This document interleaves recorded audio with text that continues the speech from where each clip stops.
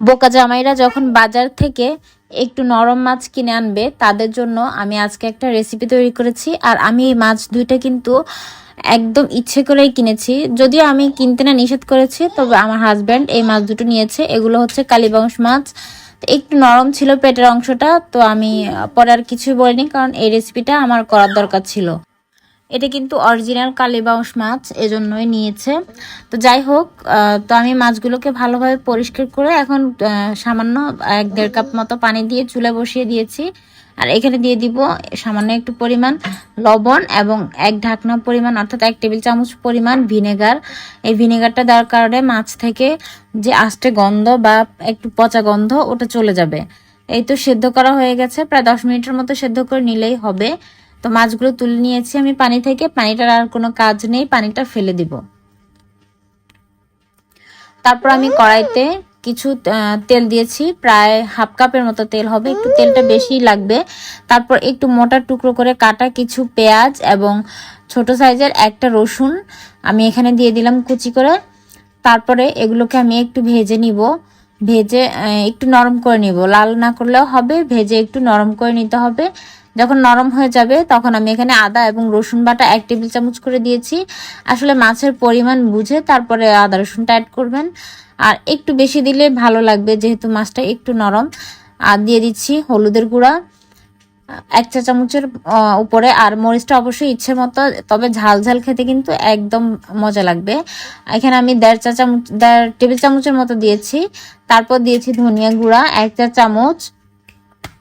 তারপর দিয়েছি জিরার গুঁড়া 1/2 চা চামচ। এখানে আমি কিছুটা কম জিরার গুঁড়া দিয়েছি, কারণ আমি নামানোর আগে আবারও জিরার গুঁড়া দিব।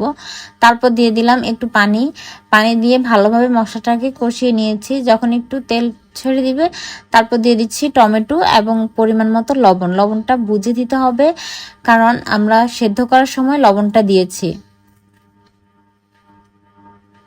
তো খুব ভালোভাবে পানি দিয়ে মশলাগুলোকে একটু কষিয়ে নিতে হবে।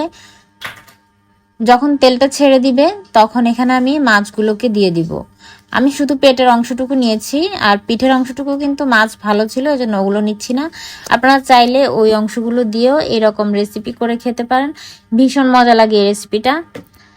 তারপর আমি দিয়ে দিলাম, আর আমার একটু কাটা কাটা টাইপের কিছু একটা খেতে ইচ্ছে করছিল।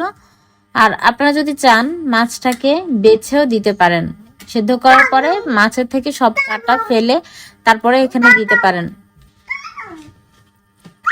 এরপরে খুব ভালোভাবে নেড়েচেড়ে মশলাগুলোর সাথে আমি মাছকে কষিয়ে নিয়েছি প্রায় 5 মিনিটের মতো, এর থেকে বেশি না কষালেও হবে। তারপর এখানে আমি দিয়ে দিচ্ছি পরিমাণ মতো পানি। পরিমাণ মতো বলতে প্রয়োজনের তুলনায় কিছুটা কম দিবেন, কারণ মাছটা সেদ্ধ করা আছে, তো বেশি পানি লাগবে না এটা হতে। তারপর আমি এখানে দিয়ে দিলাম কিছু কাঁচামরিচ, যেহেতু ঝাল ঝাল হবে তাই কাঁচামরিচটা একটু বেশি দিয়েছি।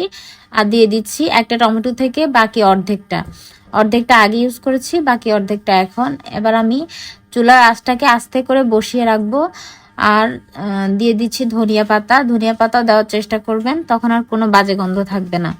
বিশ্বাস করুন এই রেসিপিটা খেতে এতটাই মজা হয়েছে, তো আমার হাজব্যান্ড খেয়ে বলেছে মাঝে মাঝে আমি ভালো মাছ দিয়ে যাতে এরকম একটা রেসিপি তৈরি করি। তো এই তো আমার মাছের ফাইনাল লুক হয়ে গিয়েছে। আপনারা চাইলে এটাকে আরো ভাজা ভাজা করে খেতে পারেন, আমি এটাকে এইরকম অবস্থায় করেছি। এটাও কিন্তু খেতে অনেক মজা। আর যখন এটাকে ভাজা ভাজা করবেন এটার রংটা আরো পরিবর্তন হবে, আরো খেতে ভালো লাগবে। আর এটা নামানোর আগে আমি কিন্তু জিরের গুঁড়াটা দিয়েছি, সেটা স্কিপ হয়ে গেছে। তো আজকের মতো এখানে বিদায়, আল্লাহ হাফেজ।